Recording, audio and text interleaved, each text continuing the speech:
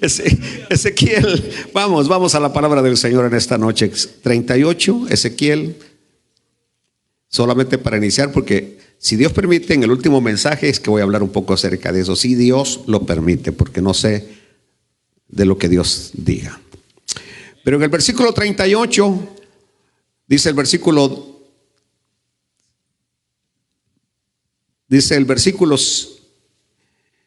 desde el 4 y 5 nada más. Y te quebrantaré y pondré garfios en tus quijadas, y te sacaré a ti y a todo tu ejército, caballos y jinetes, de todo en todo equipados, gran multitud con paveses y escudos, teniendo ellos espadas. Y aquí aparece el país del que le estamos hablando: Persia, Cus y Fut, con ellos, todos ellos con escudo y yelmo.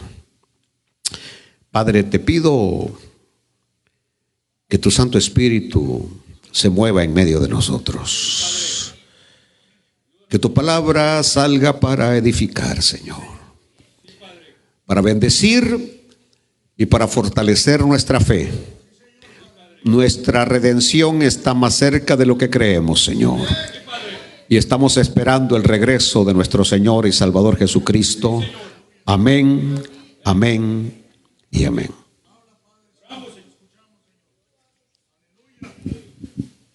Puede sentarse, por favor. El Señor habló de señales antes de su venida. Oiréis de guerras y rumores de guerras, terremotos, hambres, pestes. Se levantará nación contra nación, pueblo contra pueblo. Que iban a haber unos fenómenos naturales que nos iban a poner los pelos de punta. Y por eso es que cuando vienen predicadores con temas escatológicos como el hermano Gary Lee, como el hermano Bolaines, estamos aquí porque queremos saber más de las señales. El verdadero cristiano quiere saber más de las señales, saber en qué tiempo estamos viviendo. Mas sin embargo, hay una sola señal, que es la más importante de todas cuando nos referimos al gran evento del rapto de la iglesia. En este lugar nosotros creemos en el rapto de la iglesia. Nosotros seguimos creyendo en el rapto de la iglesia, en el arrebatamiento de la iglesia.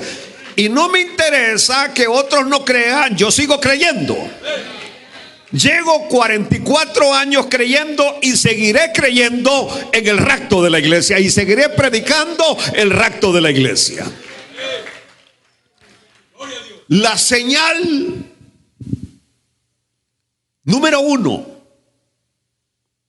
que nos va dando el tiempo del regreso del Señor se llama Israel. Se llama Israel. Es ahí donde tienen que estar puestos nuestros ojos, en Israel. Y aunque ahora hay cristianos que no aman a Israel, porque los hay. Aún creo que entre nuestra congregación hay algunos que no aman a Israel. Pero yo lo digo de este púlpito a los 4 vientos: yo amo a Israel.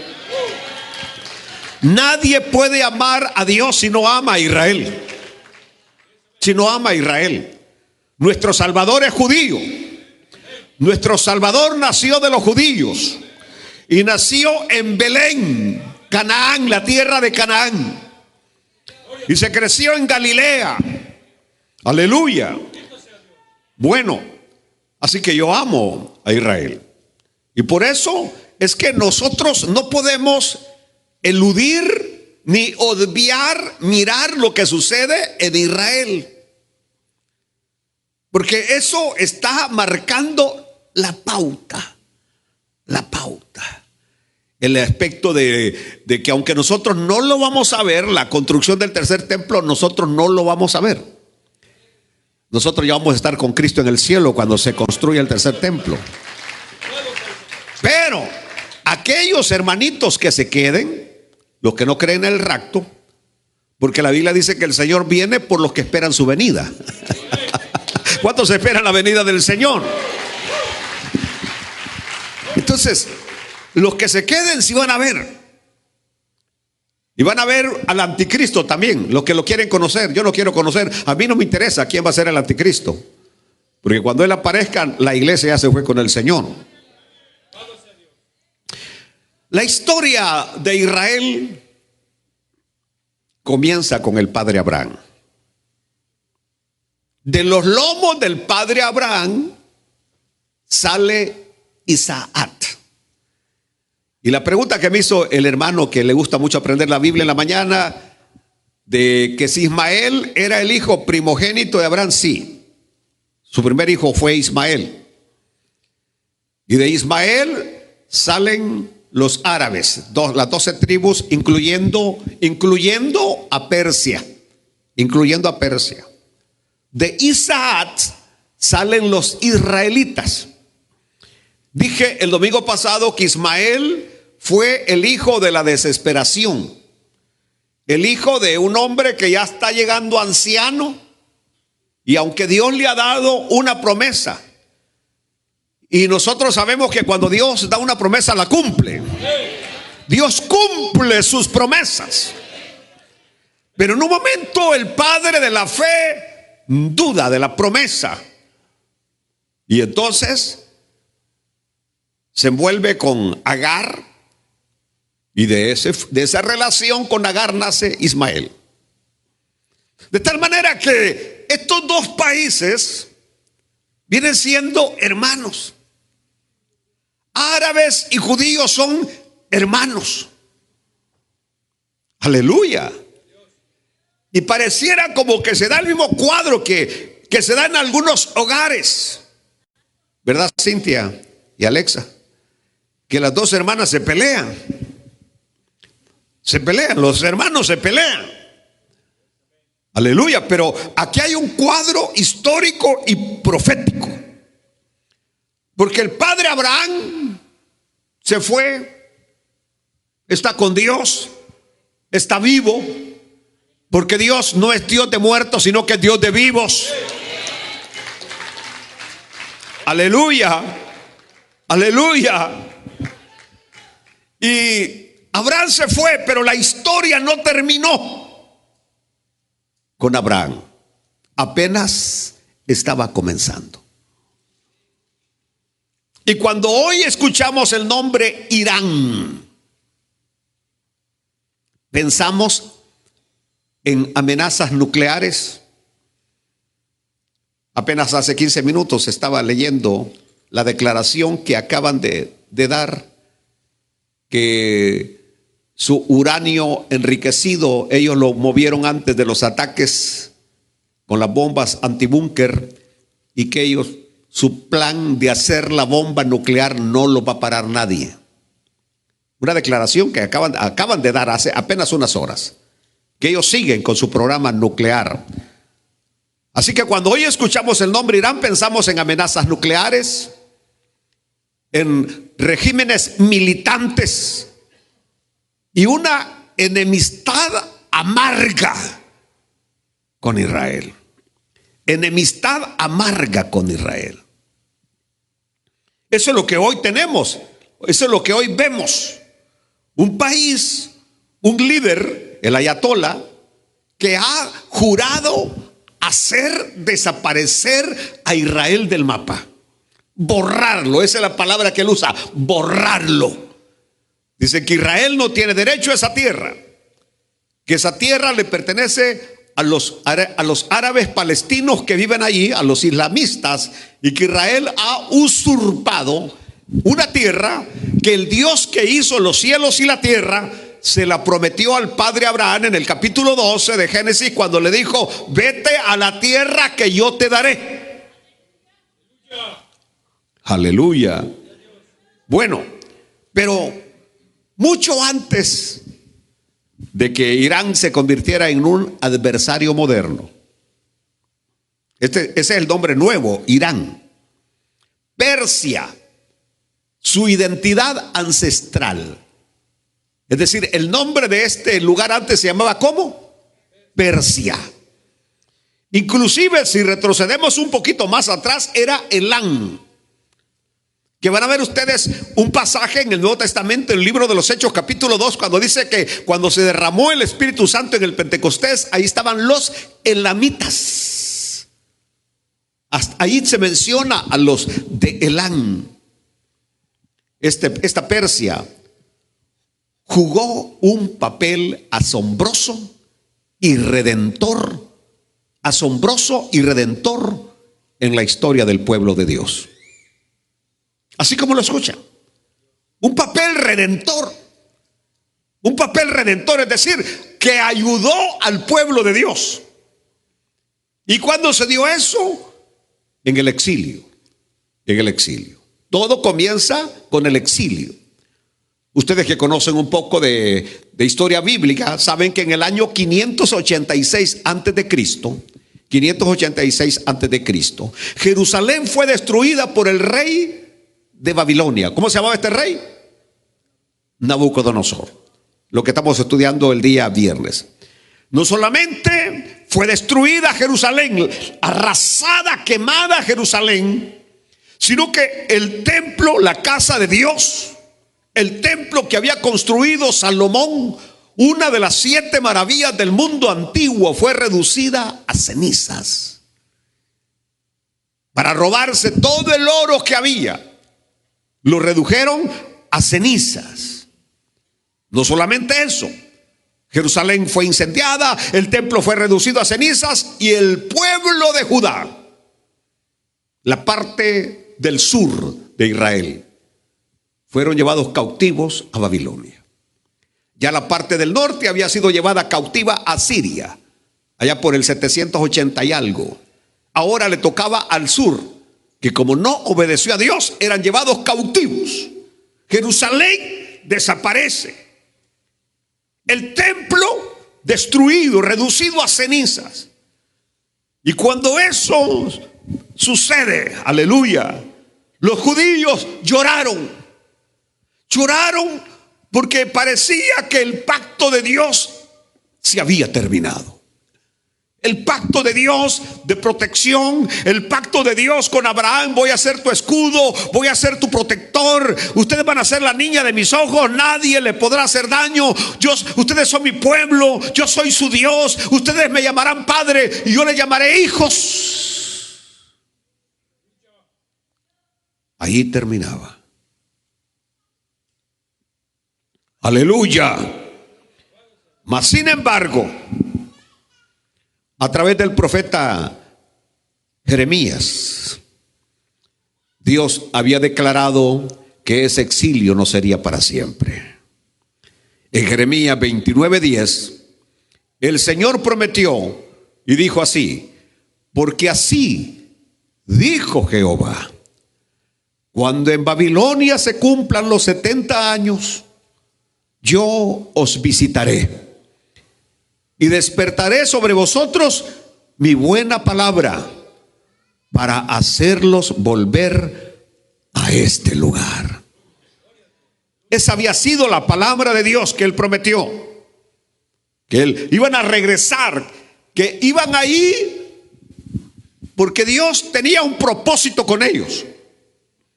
Un propósito con ellos. Durante esos 70 años colgaron sus arpas, colgaron sus guitarras en los sauces de Babilonia.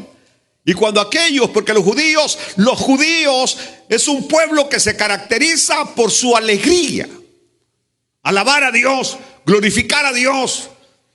Nosotros que hemos tenido la oportunidad de estar algunas veces en Jerusalén, es maravilloso cuando el día sábado termina el Shabbat como a las 6 de la tarde y todos esos jóvenes salen a la calle Ben Yuda y con sus panderos y con sus cuernos, con sus chofares y con sus guitarras, y se hace el montón de grupos por toda esa calle cantando a Dios. Eso es todos los sábados, una alegría tremenda de alabanza a Dios, de regocijo en Dios, porque como dice el libro, el gozo del Señor es nuestra fortaleza. Y ustedes no lo van a creer, pero en estos días de guerra pasado, Israel siguió con su mismo ritmo de vida. Los israelitas siguieron celebrando, siguieron cantándole a Dios, siguieron gozándose en Dios, dándonos una lección a nosotros que en medio de las pruebas y en medio de las dificultades todavía tenemos que alabar a Dios y todavía tenemos que glorificar a Dios. ¿Saben ustedes que entonces llegó un rey que no conocía a Dios, pero que fue llamado por su nombre? No conocía a Dios, pero que fue llamado por su nombre. Ciro el Grande. Lo tremendo, lo maravilloso, y esto es para hablar en lenguas, pero no voy a hablar en lenguas. Ciro el Grande, más de 150 años antes de que Ciro naciera, 150 años antes de que Ciro naciera, el profeta Isaías habló de él con una especificidad asombrosa, inclusive diciendo cómo se iba a llamar. Allá en Isaías 44:28, recuérdense que Isaías profetiza por el año 800, 750 al 800. 150 años de que Ciro naciera, dice Isaías en el capítulo 44 y versículo 28, que dice de Ciro: es mi pastor y cumplirá todo lo que yo quiero. Al decir a Jerusalén: serás edificada, y al templo serás fundado. ¿Cómo es que Isaías llama a este gran personaje, a este gran rey persa, por su nombre 150 años antes que naciera? Pienso que nació ese muchacho y empezó la discusión: ¿qué nombre le pondremos? Aleluya. Y quizás la mamá decía un nombre, quizás el papá decía otro nombre, pero de repente dijo: le pondremos Ciro, porque la palabra de Dios se tenía que cumplir. Alabado el nombre del Señor por siempre. Pero no solamente le llama mi pastor, no solamente dice que va a edificar a Jerusalén y el templo, sino que en el capítulo 45 versículo 1, así dice Jehová a su ungido, a Ciro, al cual tomé yo por su mano derecha para sujetar naciones delante de él y desatar lomos de reyes, para abrir delante de él puertas, y las puertas no se cerrarán. Aleluya. Oiga bien, Dios lo llama a Ciro su ungido, y habla de ese rey que va a expandir el territorio desde Egipto, desde Etiopía hasta la India, hasta el otro lado. Todo eso lo va a gobernar Ciro, Ciro el Grande. Y Ciro probablemente no se dio cuenta que era Dios el que estaba detrás de la espada, que todos temían. Recuérdense que fue Alejandro el Grande el que pudo derrotar a Persia, pero que no podía derrotarlo nadie. Era un imperio poderoso. Los árabes, esos hombres que se vestían de negro con esas espadas, que eran únicos en manejar, que montaban a los caballos, que se bajaban del caballo a tremendas velocidades, es decir, eran maestros en el arte de la pelea.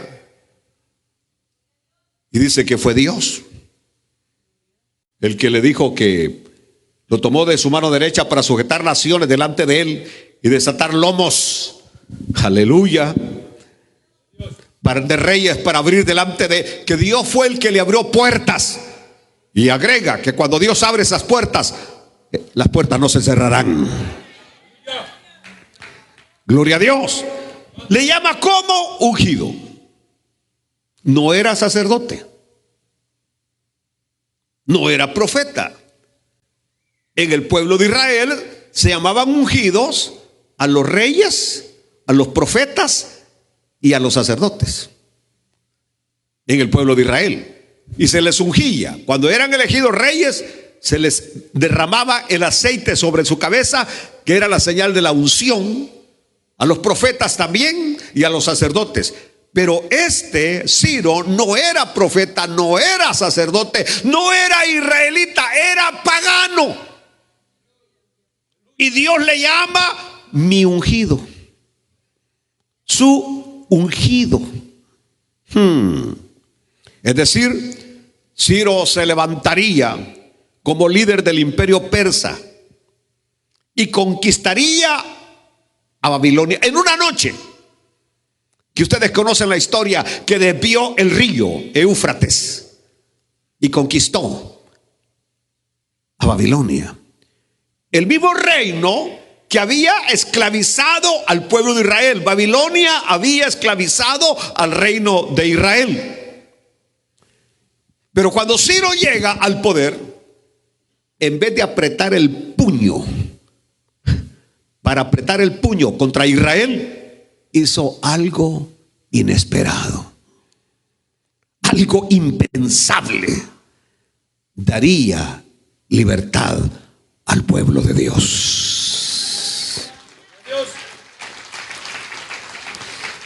Allá en el libro de Esdras, del capítulo 1 y versículo 2, así ha dicho Ciro, rey de Persia: Jehová, el Dios de los cielos, me ha dado todos los reinos de la tierra y me ha mandado que le edifique casa en Jerusalén, que está en Judá. Y el versículo 3: quien haya entre vosotros de su pueblo, sea Dios con él, y suba a Jerusalén, que está en Judá, y edifique la casa a Jehová, Dios de Israel. Él es el Dios, la cual está en Jerusalén.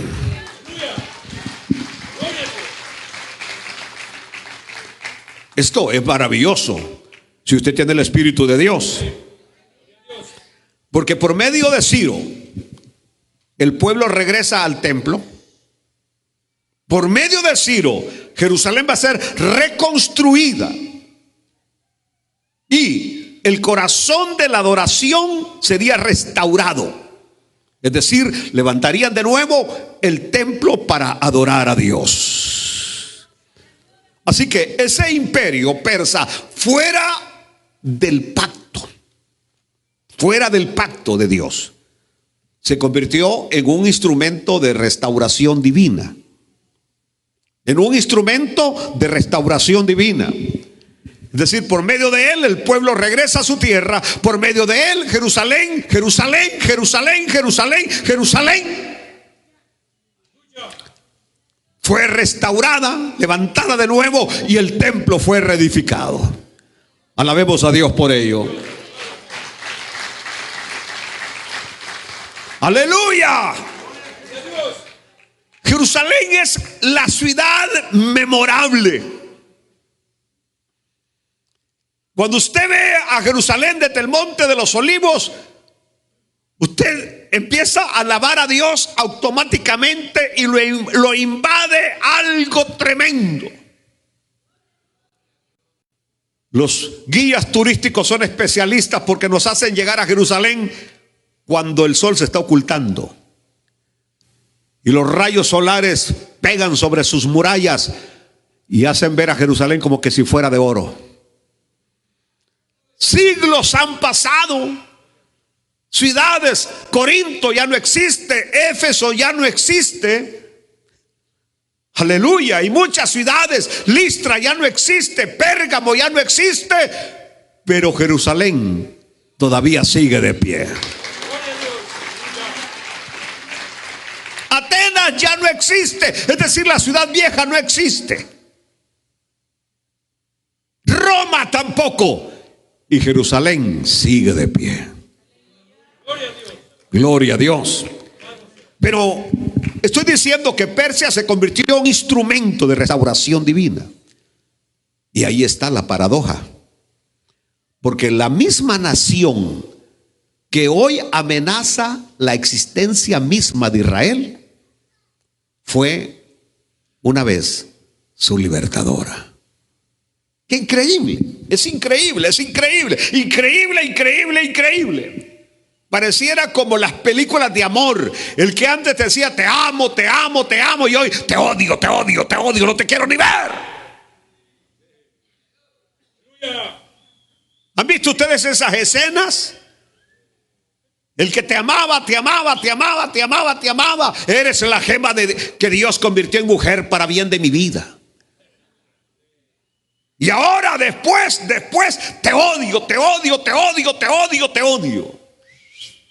La nación que hace decretos para que Israel regrese, que colaboran para que Israel regrese, que ayudan a la reconstrucción de la ciudad, del templo, hoy desea que Israel desaparezca. Pero aquí hay una verdad más profunda. Una verdad más profunda. La soberanía de Dios. ¿Saben ustedes, hermanos amados, que la soberanía de Dios no está limitada por la geografía? Tampoco está limitada por la genealogía. Pudiera uno pensar que la soberanía de Dios tiene que ver nada más con el territorio de Israel, pero que ya saliéndose ahí, allá Dios no es soberano. Dios es soberano en todo el universo. Y pudiéramos decir que el trato de Dios nada más tiene que ver con la nación de Israel y ahora con la iglesia. No, Dios sigue siendo soberano sobre todas las naciones del mundo. Él levanta reyes y los derriba. Él usa imperios paganos algunas veces para cumplir sus propósitos. Por eso cuando alguien está en la palestra de la política o en la palestra de la economía, no se da cuenta que nada más es un peón en las manos de Dios, que Dios lo está usando para un fin. Por eso le dije aquel día, si tan solo la presidenta mexicana se diera cuenta que es un peón en la tabla de ajedrez de Dios, que el presidente de Guatemala, salvadoreño, de Venezuela, donde sea, nada más son peones en la tabla de ajedrez de Dios, cumpliendo lo que Dios quiere que se cumpla. Y después Dios los derriba y pasan al olvido, o como el señor Hernández, a la cárcel de por vida a los Estados Unidos. Aleluya. Porque el presidente hondureño era amigo así del presidente Donald Trump, pero así, y terminó en cárcel de por vida, porque así es la política sucia. Pero el punto está que detrás de todo eso está la soberanía de Dios. ¿Por qué razón? Bueno, porque la historia de la redención siempre ha sido más grande que cualquier nación. Por eso Dios va a salvar a los suyos, no importa dónde estén. Dios no solamente escogió a gente de los Estados Unidos para ser salva, o a gente de México para ser salva, o a gente de salvadoreña para ser salva. Él ha escogido de todas las naciones, pueblo, lengua y nación. Aleluya. Por eso este fenómeno que estamos viendo hoy de supremacía blanca es diabólico. Porque Dios no solamente salva a los blancos de ojos azules, no, y no crean ustedes que la sangre de ellos es azul. La sangre de ellos, si se cortan, es roja como de cualquiera de nosotros. Aleluya. Ese concepto que porque a nosotros los blancos las venas se nos ven así como verdes azules, eso no quiere decir que la sangre, a mí, yo cuando me corto, ayer me corté cortándome la barba, y ¿sabe qué me salió? Sangre roja. Sangre roja. ¿Entendió? No son superiores. no son superiores. De janitos, de botas, de vaqueros, no son superiores a los mexicanos. No son superiores a los chaparritos guatemaltecos. No, somos iguales. Dios no hace acepción de personas.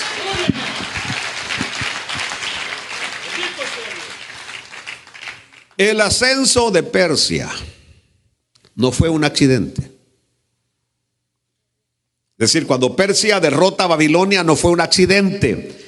Era el plan de Dios. Fue un cumplimiento. Y Ciro no fue solo un conquistador, fue un instrumento profético. Y el presidente de hoy en los Estados Unidos está cumpliendo lo que Dios quiere que se cumpla. Y el presidente de mi país, El Salvador, simplemente está cumpliendo lo que Dios quiere que se cumpla. Y el presidente que está en China, primer ministro, solamente está cumpliendo lo que Dios quiere que se cumpla. Y el de Francia y el de Rusia nada más está cumpliendo lo que Dios quiere que se cumpla. Aleluya. Es decir, Dios ha escrito un guión divino. Dicen que Cantinflas era el problema que tenía, que nunca quería seguir el guión, porque le costaba aprenderse los guiones, y por eso él salía inventándose sus cosas, y porque nunca se quería adecuar al guión de las películas que escribían. Él salía por otro lado. Estaba leyendo una historia de él, de que tenían conflictos con él, que de repente, pero lo perdonaban por ser Cantinflas.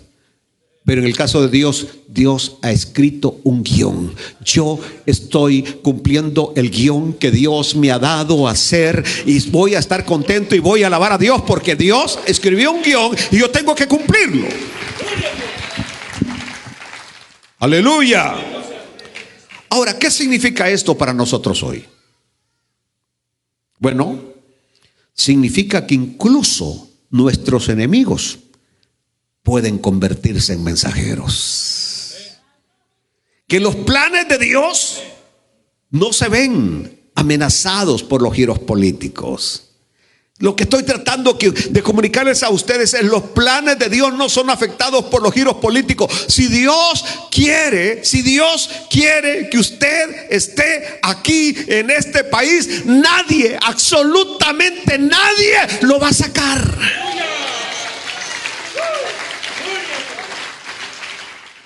Y si Dios no quiere que esté en este país, porque este país es para gente de convicción, este país es traicionero. Un hermano que estuvo conmigo en la oficina antes del mensaje y me decía: vino a este país mi sobrino, temeroso de Dios, se congregaba, era fiel siervo allá en El Salvador. Aquí vino solo a caer en drogas, andar en la vida disoluta. Este país es traicionero. Su mujer, que fue fiel en su país, usted se la trae aquí a meter las patas. Los hombres fieles aquí vienen a caer redondos. Háblalo, Señor.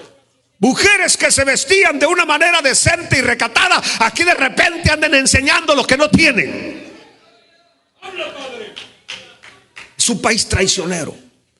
Así que este país nada más tiene que ser, para los que queremos servir a Dios, para gente que tiene convicción, que es inamovible, que pase lo que pase y ascienda donde ascienda, trepa donde trepe, se mantiene siempre con Dios.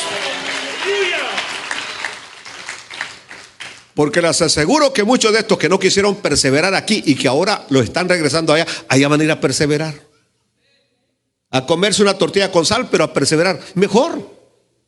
Es decir, comiendo tortilla con sal, pero van para el cielo, y no estar comiendo hamburguesas aquí y para el infierno. Los planes de Dios no son amenazados por los giros políticos.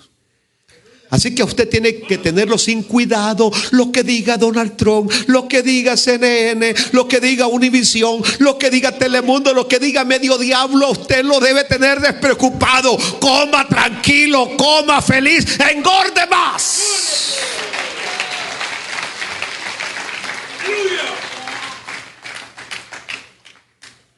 Aleluya. Sí, porque ahorita yo los veo bien flacos a ustedes.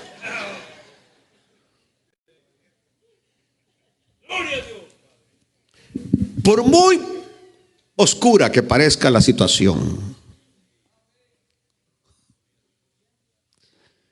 Él sigue escribiendo la historia. ¿Lo entendió? Por muy oscura, usted está pasando ahorita por un momento oscuro, muy oscuro, Él sigue escribiendo la historia.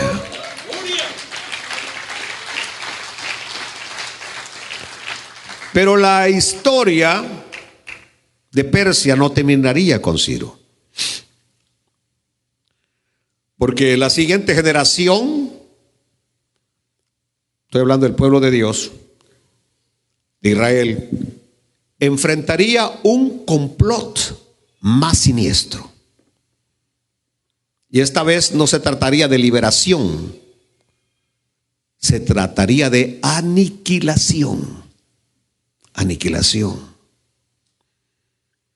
La gloria de Persia no se desvaneció tras la muerte de Ciro, no. Siguieron, el imperio se expandió, sus gobernantes se volvieron más audaces, pero Jerusalén permanecía bajo la sombra de ellos.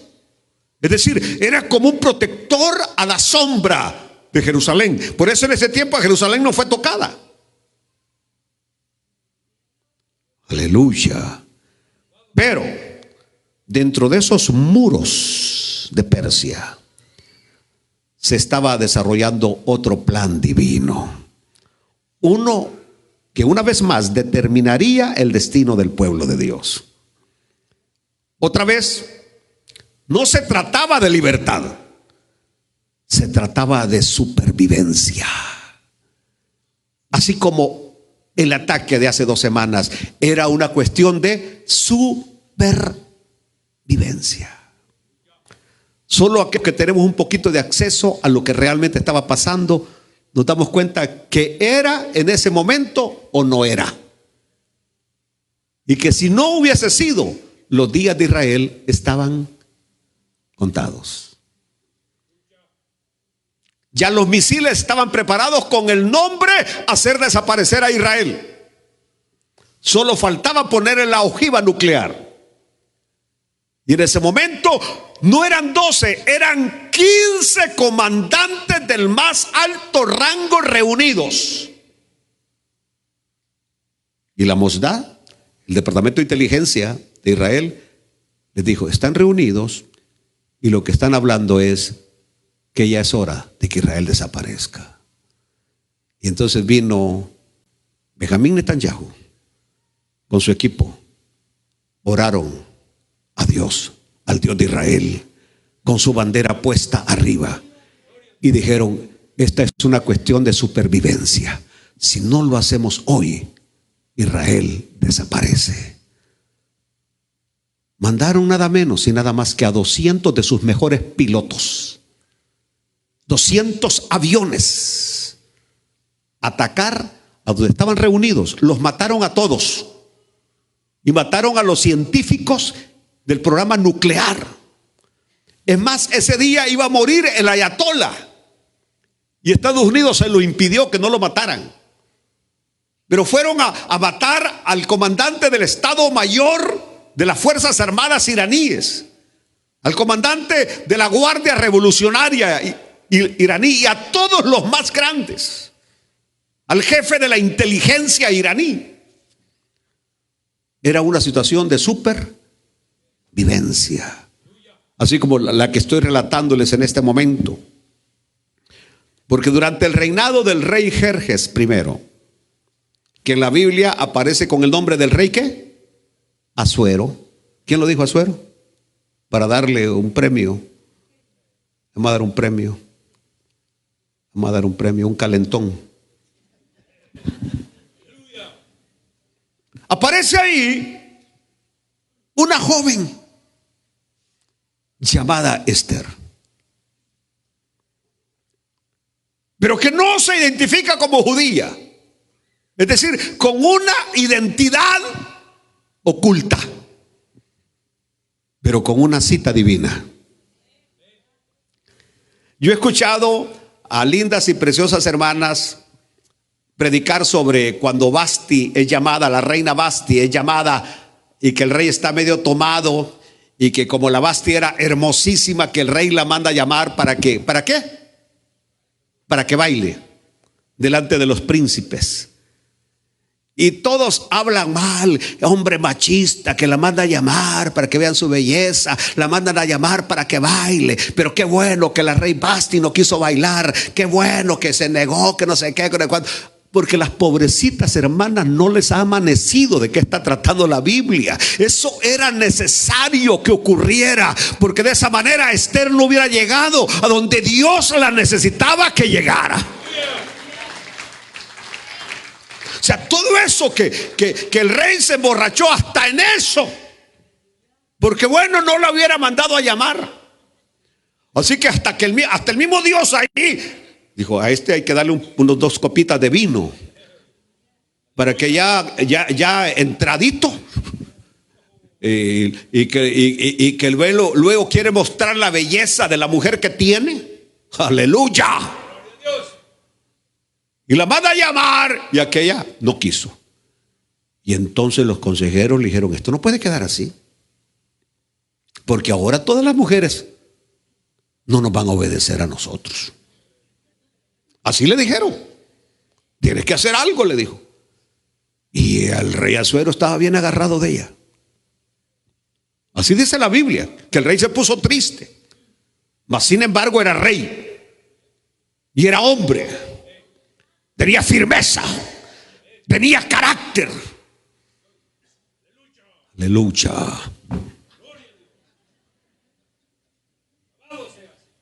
El punto está que mandan a llamar a todas las muchachas. Ustedes conocen la historia. Y escoge ¿a quién? A Esther. Pero él no sabe la identidad de Esther. Y Esther, una jovencita sin casta, sin ningún trasfondo de grandeza, llega a tomar el peso de todo el imperio persa sobre sus espaldas. Aleluya.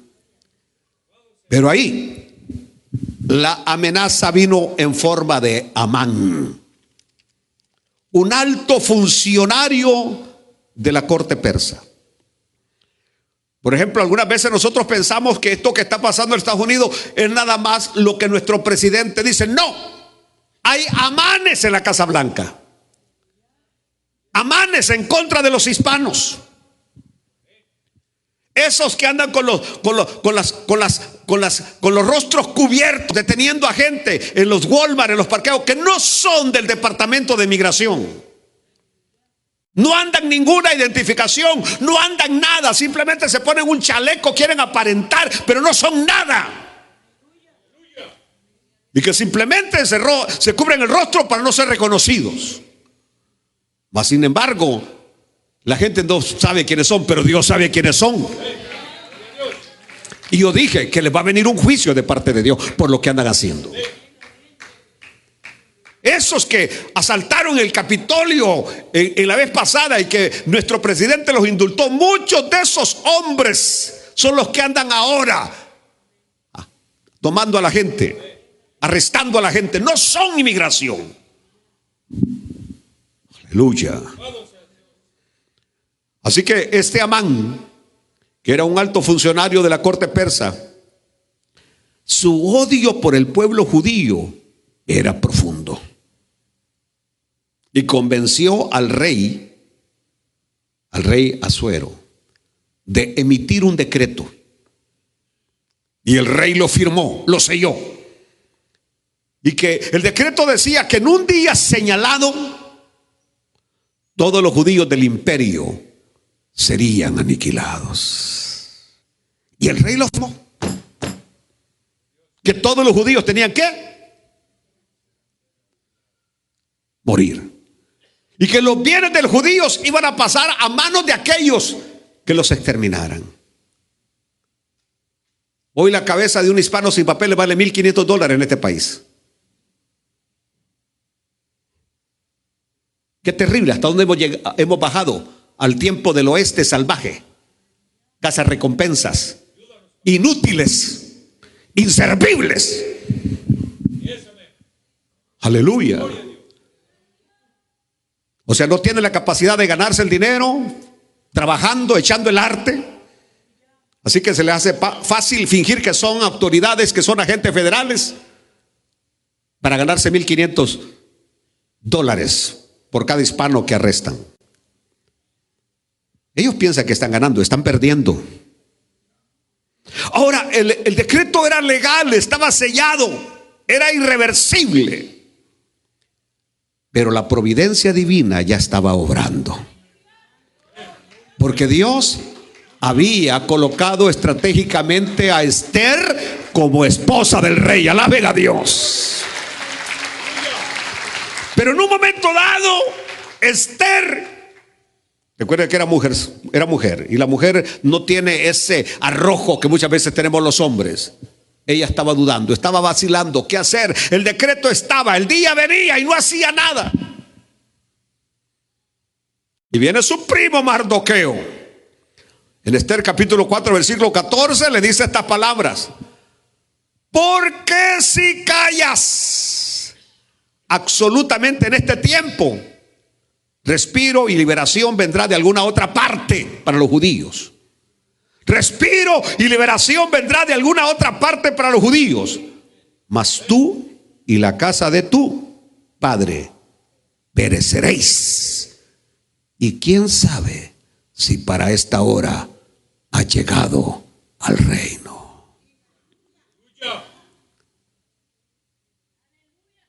Y cuando escuchó Esther esas palabras, se armó de valor. Arriesgó su vida. Reveló la identidad de ella como judía al rey. Y le mostró el complot que Amán estaba preparando para exterminar a su pueblo judío. ¿Y qué pasó? Dice que el rey se enfureció contra Amán y lo mandó a ejecutar. Dios había obrado una vez más, salvando a su pueblo. Lo que siguió dio un giro político tremendo, porque el rey no podía abolir el decreto que había firmado. La ley de Persia era que cuando se firmaba un documento era irreversible. Pero vino el rey y firmó otro decreto donde los judíos tenían derecho a defenderse. Aleluya. Y parece que nosotros los cristianos ahora como que hemos perdido esa parte de que nos den a la derecha. Dice, si te dan a la derecha, invoca a la izquierda y aguanta porque eres cristiano, porque eres evangélico, porque la Biblia nos dice que tenemos derecho a defendernos. Nosotros podemos quedar ahorita callados con todas las injusticias que está sucediendo en este país y en otros países y quedarnos callados y no hacer nada, pero no es a eso a lo que Dios nos manda. ¿Entendió? No, no, no y no. Aleluya. Somos seres que Dios ha escogido para una gran salvación. De alguna manera somos la sal de la tierra, somos la luz del mundo. Aleluya, aleluya.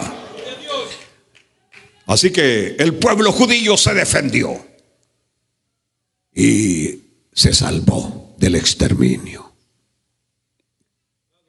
Esta fue una preservación espiritual. Esther no solo salvó a su pueblo de la destrucción, sino que les recordó y nos recuerda que incluso en el exilio, habla Señor, incluso bajo dominio extranjero, incluso que solo podemos decir excuse me, incluso rodeados de enemigos, Dios no está en silencio. Dios no está en silencio. Dios no está en silencio. Aleluya. Si yo callo, otros hablarán. Y la liberación va a venir porque Dios va a liberar a su pueblo. Dios es Dios de los oprimidos. Dios es Dios de los perseguidos. Dios es Dios de los extranjeros. Dios es Dios de los pobres. Dios es Dios de los huérfanos. Dios es Dios de las viudas. Dios es Dios de los desamparados.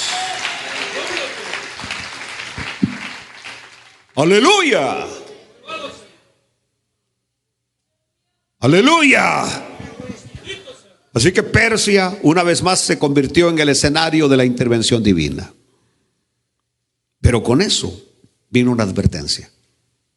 ¿Cuál era la advertencia? Que bajo la bendición de Persia también vivía la semilla de la amenaza. Es decir, así como cuando la Biblia te dice que no te confíes ni la que duerme a tu lado. Así dice la Biblia, no lo estoy diciendo yo. Y tampoco tú te confíes del que duerme a tu lado, hermana.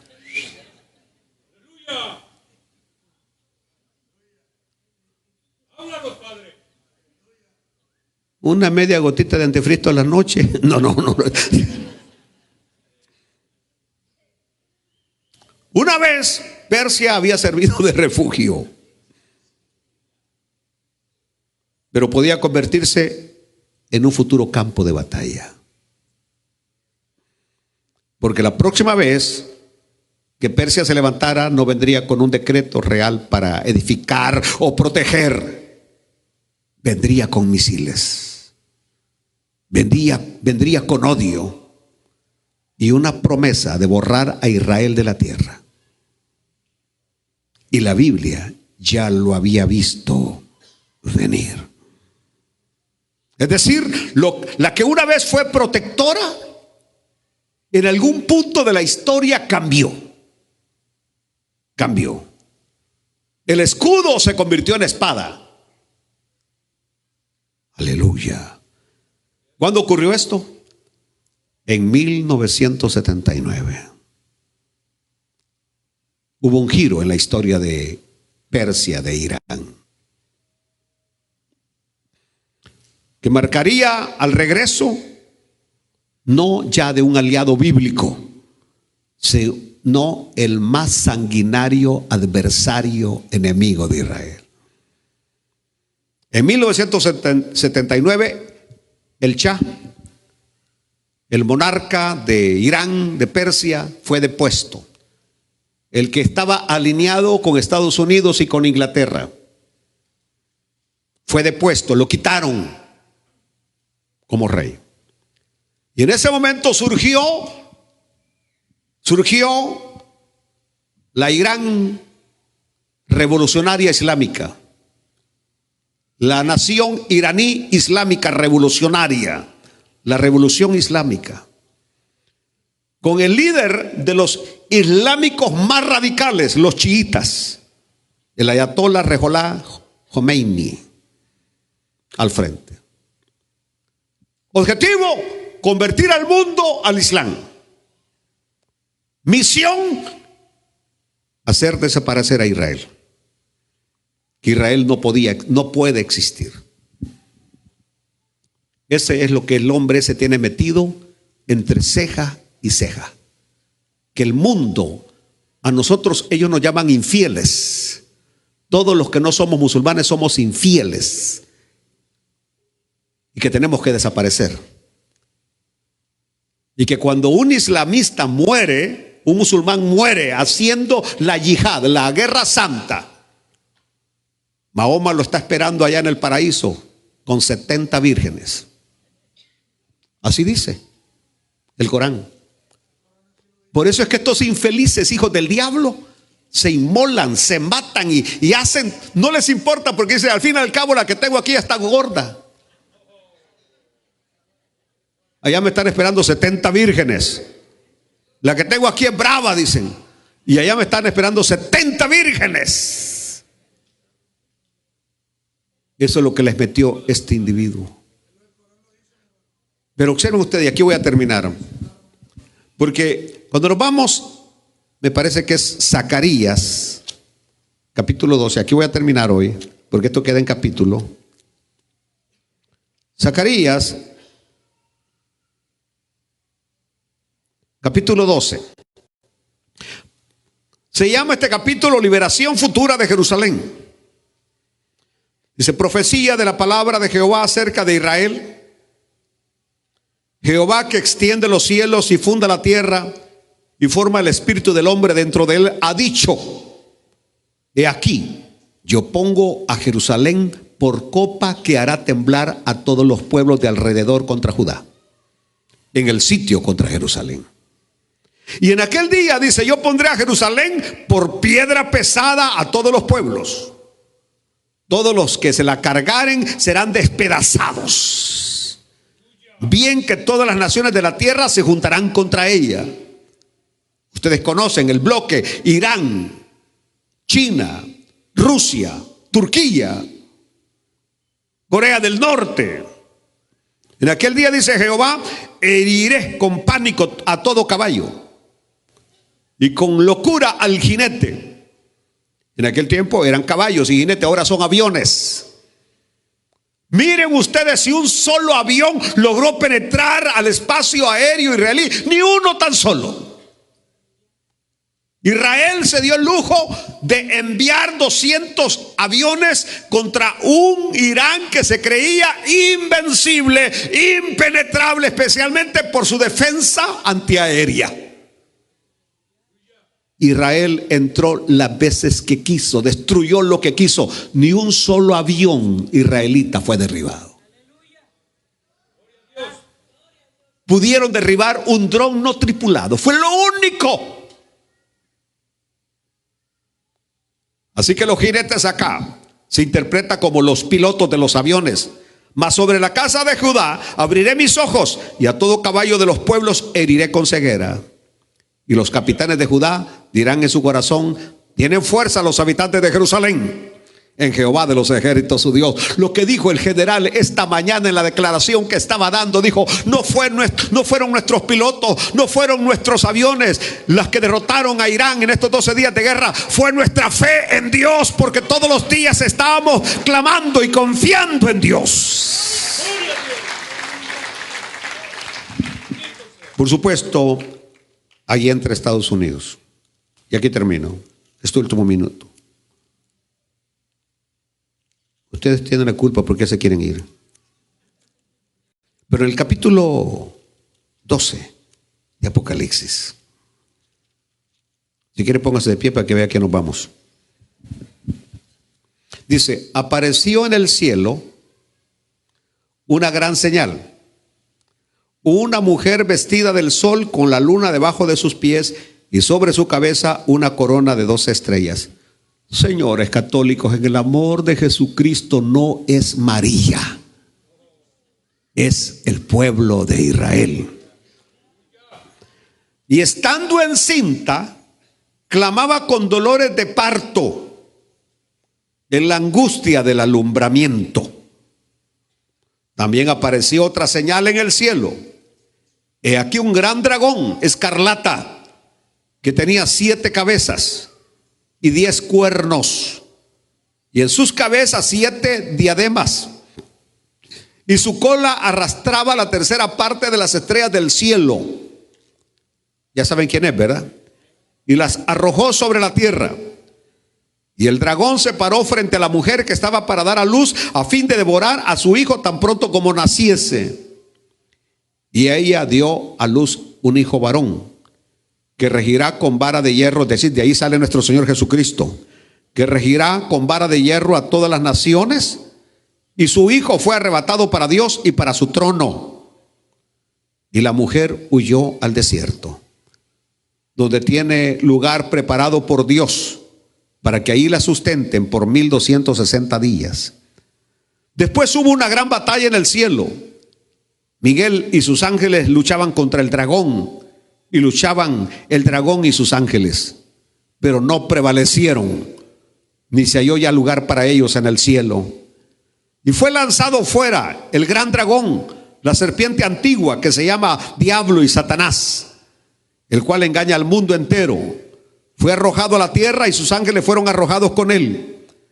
Entonces oí una gran voz en el cielo que decía: ahora ha venido la salvación, el poder y el reino de nuestro Dios y la autoridad de su Cristo, porque ha sido lanzado fuera el acusador de nuestros hermanos, el que los acusaba delante de nuestro Dios día y noche.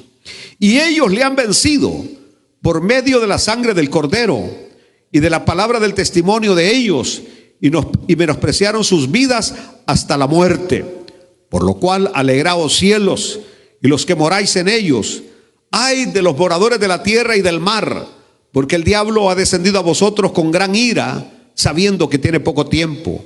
Y cuando vio el dragón que había sido arrojado a la tierra, persiguió a la mujer que había dado a luz al hijo varón, y se le dieron a la mujer las dos alas de la gran águila, para que volase delante de la serpiente en el desierto a su lugar, donde es sustentada por un tiempo y tiempos y la mitad de un tiempo.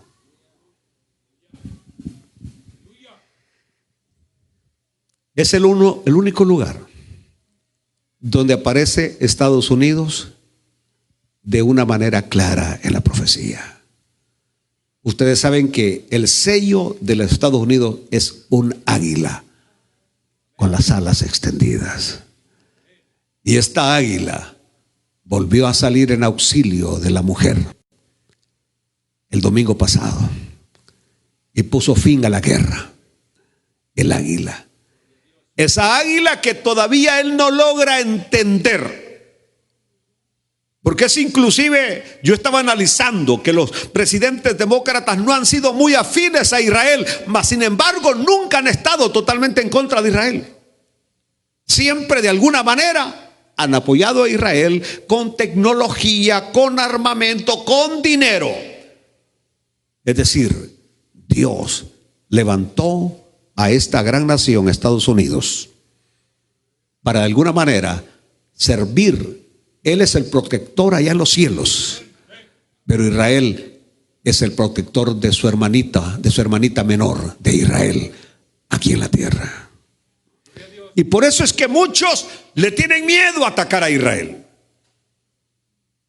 China tiró su advertencia, Corea tiró su advertencia, Rusia tiró su advertencia si Israel atacaba las instalaciones nucleares. Israel lo hizo. Y China no hizo nada. Y Corea del Norte no hizo nada. Y Rusia no hizo nada. ¿Por qué no lo hizo?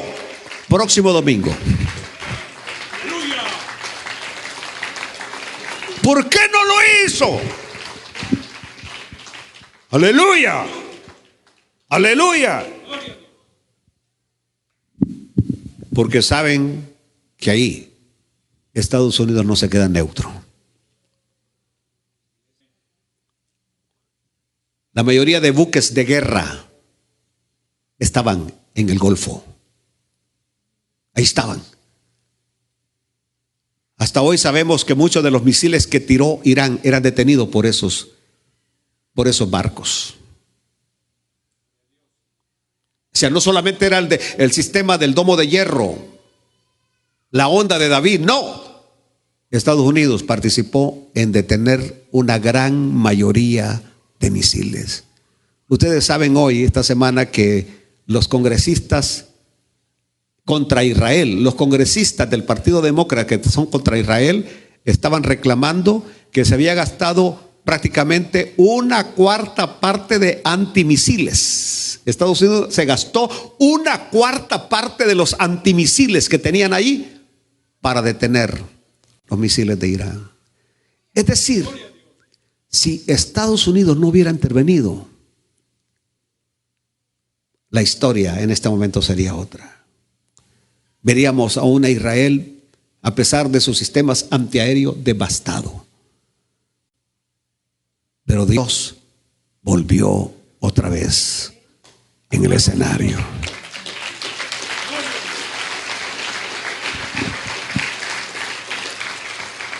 Padre, te damos gracias porque podemos ver el cumplimiento delante de nuestros ojos de la profecía bíblica.